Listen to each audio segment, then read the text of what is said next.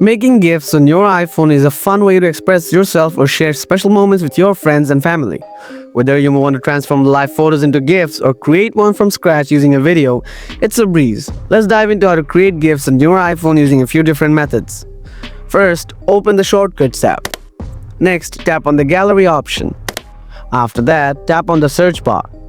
Now type in Make and scroll down a bit. Select Create GIF from live photos or video. Quick note, if you can't seem to find this feature, try updating your Shortcuts app to do a quick Google search of it.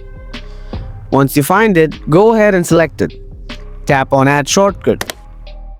Select Make GIF. Choose the photos or video you want to use. If you're working with a video, make sure to select the portion you want for your GIF. This may take a few seconds to process. After it's done, tap on Done. Now open your Photos app.